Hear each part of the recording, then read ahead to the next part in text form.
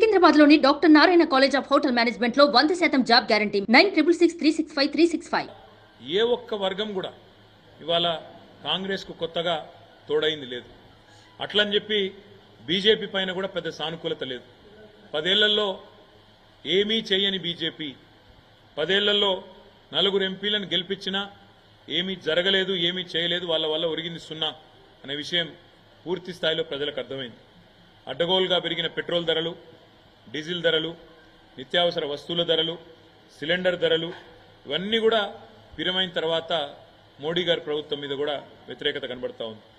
మేము కూడా చాలా ఆలోచనతోనే ప్రతి నియోజకవర్గంలో ఈసారి బలమైన అభ్యర్థులను, అందులో కూడా సామాజిక సమతూకాన్ని పాటిస్తూ 17 పార్లమెంటు సీట్లకు గాను 12 జనరల్ సీట్లుంటే అందులో 50% అంటే సగం బీసీ అభ్యర్థులకు కేటాయించి మరి ఒక సామాజిక సమతూకాన్ని పాటించింది, బలహీన వర్గాలకు న్యాయం చేసింది బీఆర్ఎస్ పార్టీ.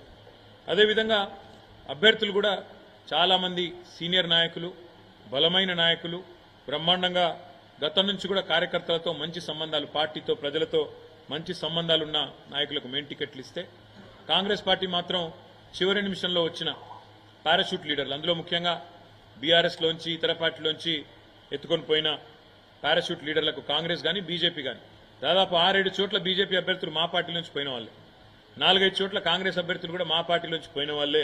కాబట్టి సొంత పార్టీలోనే, వాళ్ళ సొంత పార్టీ కాంగ్రెస్లోనే వారి పట్ల విముఖత, వ్యతిరేకత కూడా స్పష్టంగా కనబడ్డది.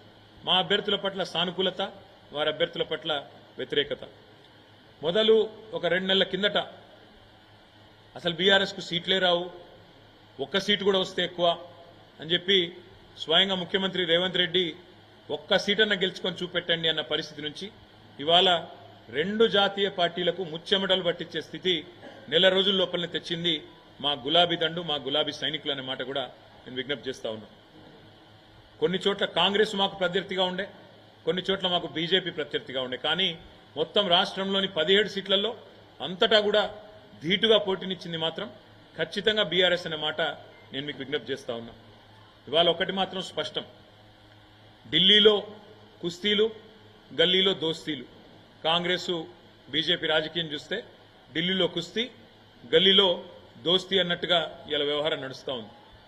ఢిల్లీలోనేమో ఏదో కొట్లాడుతున్నట్టు యాక్టింగ్, కానీ ఇక్కడ దాదాపు 6-7 సీట్లలో ఇవాళ తెలంగాణలో కాంగ్రెస్ పార్టీ బలహీనమైన డమ్మీ అభ్యర్థులను పెట్టి ఇవాళ కరీంనగర్తో సహా, నిజామాబాద్తో సహా, అదేవిధంగా నిజామాబాద్లో డమ్మీ అభ్యర్థి నేను ఎందుకంటా ఉన్నా అంటే జీవన్ రెడ్డి గారు సీనియర్ నాయకుడే, కానీ ఆయన పోటీ చేయాలనుకున్నది కరీంనగర్ నుంచి. ఆయనను బలవంతంగా ఆయనకి ఇష్టం లేని నిజామాబాద్లో రుద్దింది కాంగ్రెస్. కరీంనగర్ అభ్యర్థి ఎవరో ఎవరికి తెలియదు. సికింద్రాబాద్ అభ్యర్థి అసలు ప్రచారం కూడా దాదాపు లాస్ట్ 10 రోజుల వరకు చేయలేదు. మల్కాజ్గిరి అభ్యర్థి ఆ ప్రాంతం కనీసం సుపరిచితం కూడా కాదు, పరిచయం కూడా లేదు. ఇట్లా 6-7 సీట్లలో డమ్మీ అభ్యర్థులను పెట్టి రేవంత్ రెడ్డి గారు మరి బీజేపీని గెలిపించడానికి కిషన్ రెడ్డి కంటే ఎక్కువ రేవంత్ రెడ్డి కష్టపడ్డాడన్న మాట నేను విజ్ఞప్తి చేస్తా ఉన్నా. అదే మాదిరిగా ఇవాళ ఒక వార్త స్పష్టంగా కనబడతా ఉంది. నేను మా నాయకులు, కార్యకర్తలకు కూడా నేను చేసే విజ్ఞప్తి, వాళ్ళ దేశంలో ఈ 2 కూటమిల్లో ఏ కూటమికి కూడా స్పష్టమైన మెజారిటీ వచ్చే పరిస్థితి కనబడడం లేదు. ఇటు బీజేపీ ఆధ్వర్యంలో ఉన్న ఎన్డీఏకి కానీ, కాంగ్రెస్ ఆధ్వర్యంలో ఉన్న ఇండియా కూటమికి కానీ స్పష్టమైన మెజారిటీ అయితే వచ్చే పరిస్థితి లేదు. ప్రాంతీయ పార్టీలే తమ హవా కొనసాగించబోతా ఉన్నాయి.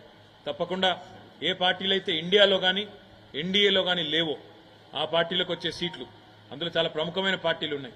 బీఆర్ఎస్ ఉన్నది, వైఎస్ఆర్సీపీ ఉన్నది, బిజు జనతాదళ్ ఉన్నది. వీళ్ళే రేపు ప్రాంతీయ శక్తులే నిర్ణయాత్మకమైన పాత్ర పోషిస్తాయనే విశ్వాసం మాకున్నది. 5 నెలలు టైంపాస్గా నడిపింది కాంగ్రెస్ ప్రభుత్వం ఈ రాష్ట్రంలో ప్రభుత్వాన్ని.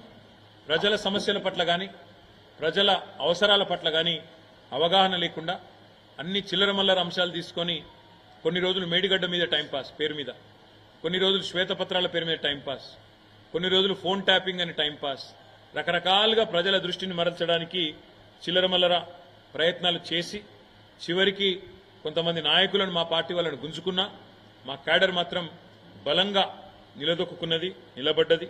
పార్లమెంటు ఎన్నికల్లో అద్భుతంగా పోరాట పటిమను ప్రదర్శించింది బీఆర్ఎస్ పార్టీ క్యాడర్. అందుకే తప్పకుండా మంచి విజయాలు కూడా మా పార్టీ మా క్యాడర్ బలం వల్ల మా పార్టీ నాయకులు చేసిన ఐకమత్యమైన సమన్వయంతో కూడిన కృషి వల్ల మంచి ఫలితాలు సాధించబోతా ఉన్నాం. ప్రజలకు ఒక విషయం స్పష్టంగా అర్థమైంది. ఈనాడైనా ఏనాడైనా అల్టిమేట్గా బీఆర్ఎస్ పార్టీయే తెలంగాణ ప్రయోజనాలకు సంబంధించినంత వరకు శ్రీరామ రక్ష అనే మాట ప్రజలందరికీ కూడా అర్థమైంది.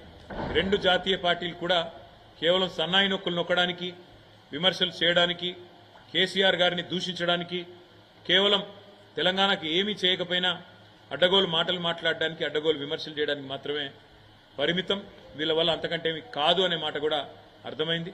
సుమన్ టీవీలో మీ పర్సనల్ అండ్ బిజినెస్ ప్రమోషన్స్ కోసం కింది నెంబర్కి కాంటాక్ట్ చేయండి.